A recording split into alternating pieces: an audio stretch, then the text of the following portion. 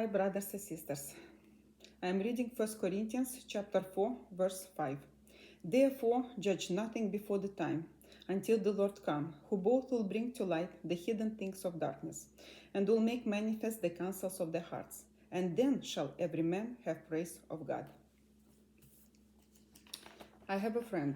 When it came to activities or work touches, this person was telling that he couldn't do this or that work, or he could do it partially, or he was asking for an easy work, excusing himself by the low energy he had. And one day, during the prayer, I said to God, Father, look at me. This doesn't work for me anymore. This person is really weaker than me or is pretending to be weaker than me, because now I am judging him and I know I shouldn't do this. If this person is really weaker than me, please punish me. And I'll go to him, I'll confess my sin of judging him, and I'll ask for forgiveness. During the night, I dreamed that I was walking in the street, and suddenly a black cat jumped behind me, digging its claws into my back. And I woke up in a big pain, because Satan was still scratching my back with his claws. Then I prayed to the Lord, and I was released of him. So because I was punished, I understood that I was wrong. I was not right. In the morning, I received a phone call from Germany, from a Christian sister from Moldova, because during the night she had a dream from the Lord about me. So I will relate her dream as if speaking for her. In this dream, Anna, you invited me to your house for Easter.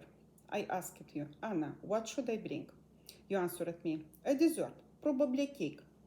I said, okay, I will bake a cake. I began to look in the cupboards and I saw that I was missing flour and sugar.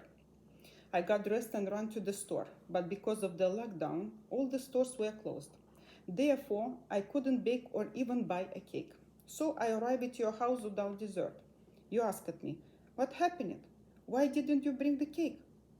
I explained to you the situation, but you got angry and turned your back on me, and crossing your arms, you said, I spent the whole day in the kitchen. I filled the table, and you couldn't get a cake. I tried to explain to you the second time, but you interrupted me and said, I want the cake. The end of the dream. So I understood the Lord's message. I cannot demand from a person what he doesn't possess, even if this person has the will and the desire. I am reading Deuteronomy chapter 22, verse 10. Thou shalt not plow with an ox and an ass together. Matthew chapter 25, verse 14 and 15. The parable of the talents. For the kingdom of heaven is as a man traveling into a far country, who called his own servants, and delivered unto them his goods. And unto one he gave 5 talents, to another 2, and to another 1. To every man according to his several ability. And straightway took his journey. Mark chapter 4, verse 20, the parable of the sower and the seeds. There went a sower to sow the seeds, and some of them fell on good ground. And these are they which are sown on good ground, such as hear the word and receive it and bring forth fruit, some 30-fold, some 60, and some 100. After that, during the day, I went to this person whom I had judged to confess and ask for forgiveness for my sin. I returned home and I cried a lot this day because of how bad I am. I was ashamed of myself. This day I went late to bed at midnight because I finished all my work at midnight. And I said to myself, today I am a little bit tired. And I closed my eyes. And suddenly I had a vision, a beautiful image.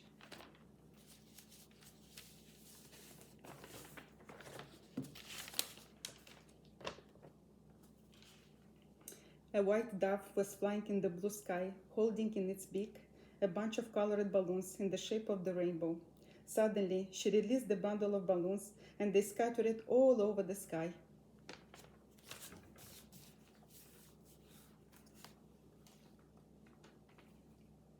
But the dove started flying straight towards me. And then I exclaimed, "Oh, Holy Spirit!" It took my breath away, and the vision was gone, and I opened my eyes, and I said to God, "Father, you are not upset anymore. You are returning back." And very happy, I fell asleep. Beautiful.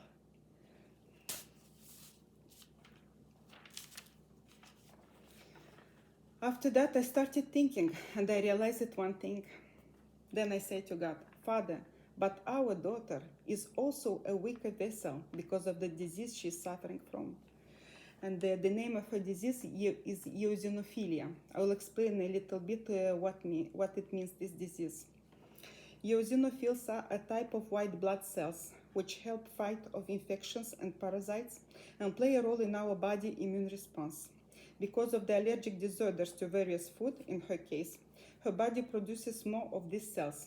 Their excess produce an eosinophil-associated disease, which involves symptoms such as nausea, night sweats, abdominal pain, reflux, bleeding, diarrhea, inflammation, and tissue damage in the gastrointestinal tract, in the pylorus.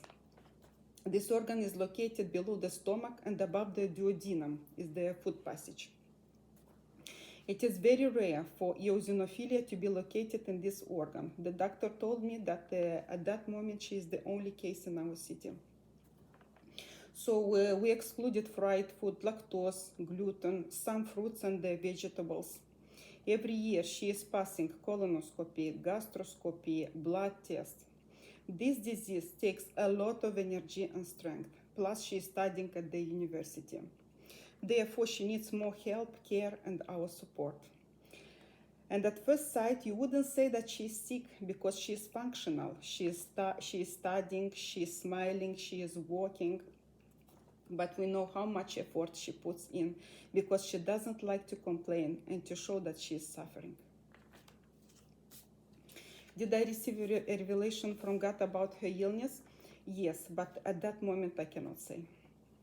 Then I say to God, Father, then let these fragile vessels, these people that are weaker than me, be as my own daughter, as my own children, and I for them as their mother.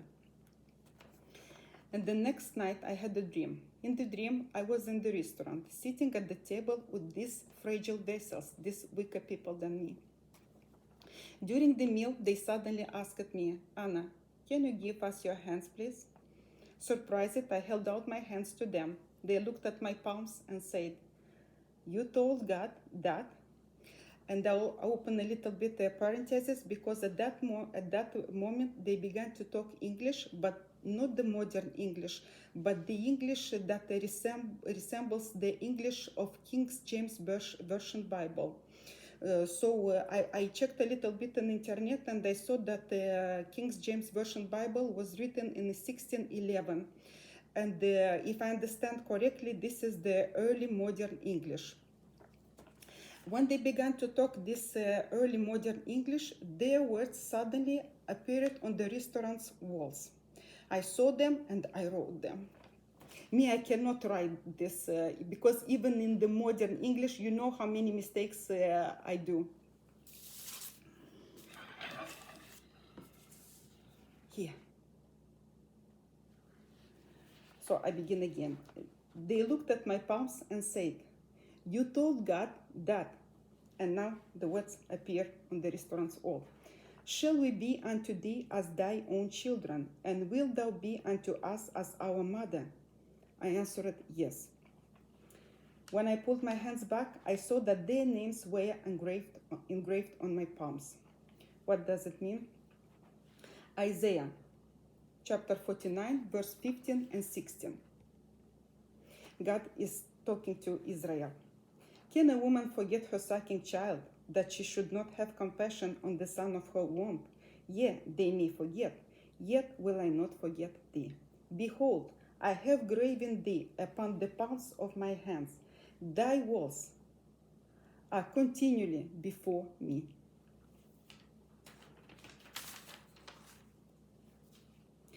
Just as the Lord pronounced his sentence against the king Belshazzar by writing it with his fingers on the wall of the king's palace, because the king Belshazzar drank wine in honor of his gods from the holy vessels of the Lord brought by his father from the temple of Jerusalem. In the same way, the Lord, by writing it on the walls, pronounced his promise of his everlasting covenant with his children, a covenant of adoption, redemption, forgiveness, peace, love, support, and help. And just as God engraved the name of Israel on his palms, so also on our palms God engraves the names of fragile, frail vessels, that we may come to their aid, support, and help. I'm reading 1 Corinthians chapter 12 from verse 22 till 25. Nay, much more those members of the body which seem to be more feeble are necessary, and those members of the body which we think to be less honorable, upon these we bestow more abundant honor. And our uncomely parts have more abundant comeliness. God hath tempered the body together, having given more abundant honor to that part which lacked, that there should be no schism in the body, but that the members should have the same care one for another. That's all for today. Thank you very much, brothers and sisters, for listening and watching my testimony. Thanks to God that He is sharing with us His beautiful plans. God bless you. Bye.